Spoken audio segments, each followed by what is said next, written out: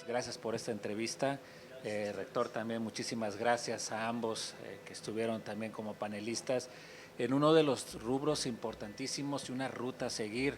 De hecho, es parte medular de la Universidad Veracruzana, uno de los ejes rectorales que abona mucho a los derechos humanos. Pero precisamente ante la actualidad, ¿cómo abordar desde las universidades el tema de derechos humanos? Mira, yo creo que hay que pensar a las universidades hoy como entidades formadoras, pero también transformadoras, ¿no? Yo decía en la charla que el tema de los derechos humanos se volvió ya sustantivo. No es una checklist, ¿no?, que hay que ir palomeando, eh, que solamente, digamos, contrasta nuestras prácticas como respetuosas o violentadoras de derechos. Es que el entorno de la universidad tiene que convertirse en un espacio de derechos, ¿no?, en un espacio en el que todos quienes interactuamos dentro de la universidad nos convirtamos, por una parte, en promotores de estos derechos y por otra parte también en garantes de los mismos, ¿no? Eso tiene implicaciones muy importantes en las relaciones universitarias. Por ejemplo, el caso de los profesores. La reforma del año 2011 y la reforma del artículo 3 del año 2018 nos convierte ahora a nosotros en una especie de protectores de derechos dentro del aula. No nada más se trata de transmitir conocimientos, ¿no?, sino de transmitir actitudes y valores que están relacionados con estos derechos y de cuidar, ¿no?, que esos derechos efectivamente se respeten. Ahí somos doblemente responsables porque tenemos que cumplir con nuestro mandato de enseñanza, pero también con nuestro mandato de formación en derechos. Rector, y como lo he platicado, es parte del eje rectoral, de la guía a seguir, los derechos humanos en la Universidad Veracruzana respetables en ese sentido. Sí, yo creo que es un objetivo fundamental de la educación superior, no solamente la educación superior como derecho, sino el conjunto de los derechos que se necesita proteger y apoyar de toda la comunidad, tanto estudiantil como de la académica de la Universidad Veracruzana. Entonces, es un eje que nosotros nos parece que tiene una vinculación directa con el mismo proceso de aprendizaje, o sea, entre mejores condiciones tengamos en distintos ámbitos, podemos tener un desarrollo académico y científico adecuado. Bueno, el panorama también, o la visión en este país, que bueno, hay muchos problemas, sobre todo cuando se habla un poco de la educación, ¿no?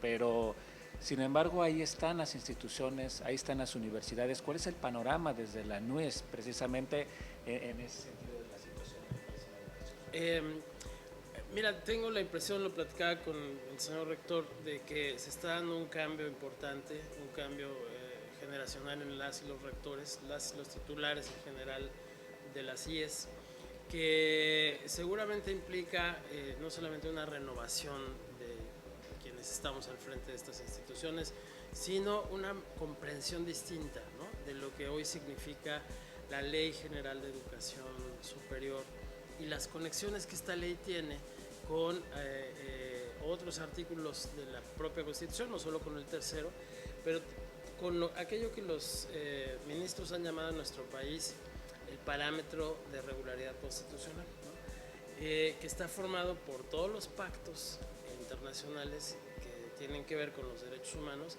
y que por lo tanto son aplicables hoy en día a los entornos universitarios. En la medida en la que las y los titulares van entendiendo esa transformación, se van dando las condiciones para que sean más sensibles a los fenómenos que están emergiendo hoy en día, ¿no?, los problemas relacionados con la violencia de género, otras formas de violencia estructural que existen en las universidades, ¿no? Y en ese marco es ahora, digamos, imperativo que vayamos generando transformaciones, modificando nuestras normas, pero sobre todo modificando nuestras prácticas.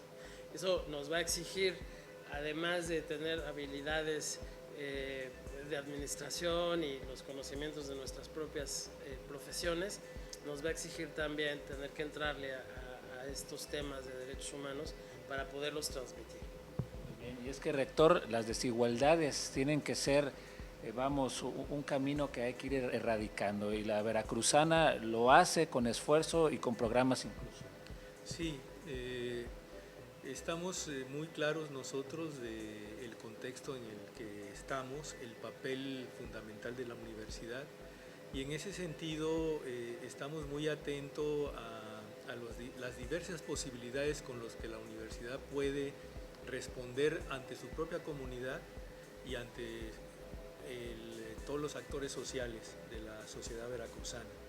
Entonces hay programas, digamos, muy importantes como el mismo programa que es una necesidad del apoyo a toda una visión y una concepción de la perspectiva de género, ¿no? Esa parte es fundamental en la universidad. Apoyo también para los estudiantes que fueron impactados por la pandemia de la COVID-19, y estamos también, como todo se conoce mucho en la Universidad Veracruzana, reforzando el desarrollo de la UBI intercultural.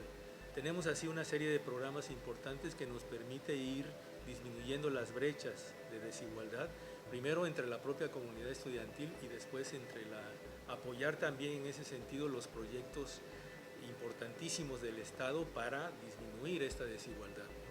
Ya por último, las estrategias a seguir precisamente a nivel nacional ante la situación que vive la educación, pero sobre todo también cómo se ve la Universidad Veracruzana en un papel importante en este país. Bueno, como se ha dicho, la Universidad Veracruzana tiene una posición muy importante entre las universidades del país. Ustedes son ejemplo para muchas universidades que hay que seguir, y uno de los planteamientos que desde ANUYES hemos hecho es precisamente que, así como hablamos de abatir las desigualdades sociales, hay que abatir también las desigualdades que se dan entre las universidades. Hay universidades que son, digamos, muy aventajadas en muchos temas y otras que no son tan afortunadas.